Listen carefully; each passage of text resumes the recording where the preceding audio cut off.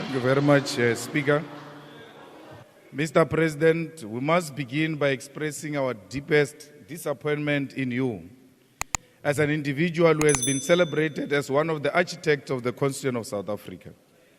On the 10th of December 1996, you sat head and shoulder with President Nelson Mandela and committed this country and yourself to abiding by the rule of law and to protect and defend the Constitution that President Mandela signed on that day. You vowed in front of the world that you will hold sacrosanct the ideals of accountability and transparency which is enshrined in the Constitution without fail. Today, 26 years after you held Nelson Mandela's hand, lifted our Constitution high into the air, you stand as the greatest enemy of constitutionalism and accountability. As a so-called architect of the Constitution, you have resolved to take Parliament of South Africa to court to avoid constitutional obligation of accountability.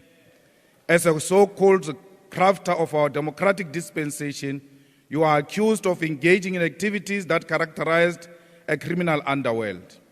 As a so-called champion of accountability to masses of our people, you today avoid scrutiny and questioning like a fugitive. Mr. President, your reluctance to allow inquiry into the activities of Phala Phala farm are shocking and concerning. You are so desperate to avoid any type of investigation into the crimes that have occurred at and in relation to a Phala Phala farm that you have decided to spit in the face of the freedoms and institutions so many fought and died for. It is concerning because it means worse has happened in the farm that you do not want people of South Africa to know.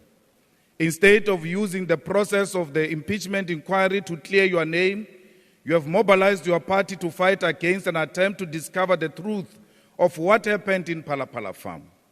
Mr. President, you stand accused of theft from the people of South Africa. You stand accused of violating your oath of office and of violating the Constitution. You have stashed money in mattresses and allegedly avoided paying taxes. It is now accepted fact that you did not declare millions of foreign currency kept in your sofas to the South African Reserve Bank.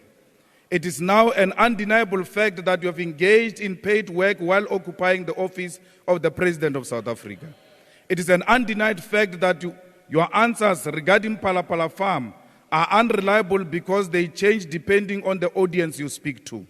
It has become clear that you have no intention of taking responsibility for the crimes of Phala Phala farm because at every opportunity you blame vulnerable staff members of the crimes, staff members who can only operate under your instructions. If you are not blaming staff, you are compromising investigative institutions and casting aspersion on those who make damning findings.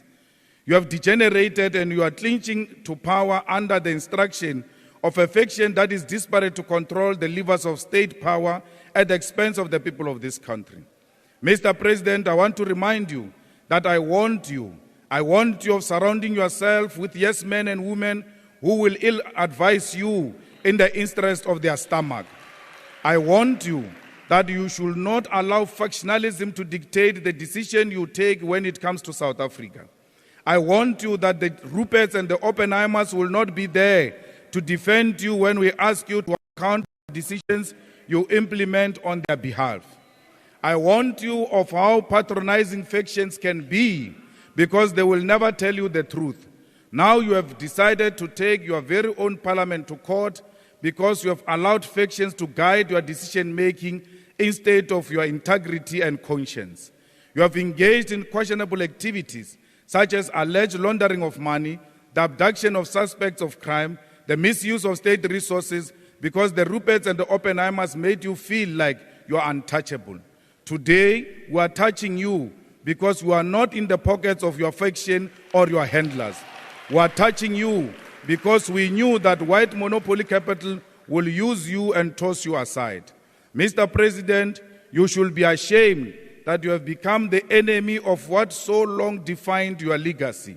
Mr. Cyril Ramaphosa, we declare without fear of contradiction that you are an enemy of the Constitution of South Africa. From today, you will be treated like a real constitutional delinquent. No amount of numbers can intimidate us into silence. We have done this before, we will do it again. What if the President of South Africa is a spy? What if the spy is paid in foreign currencies? Why are the members of the ruling party not concerned to want to find the truth if their president is not in the pockets of foreign agents? What have you become so much that you are scared to hold one individual accountable in defense of our Constitution? As we sit here today, you have an opportunity to choose an individual over the Constitution of South Africa, to choose thuggerism over accountability. But all of you must know that history will judge you harshly. It is this man who held the hand of Nelson Mandela and said the Constitution of South Africa is above all of us. Today is the same man who's peeing on the Constitution of South Africa. Thank you. I'm a king, yes, I'm a king, I think I'm a king,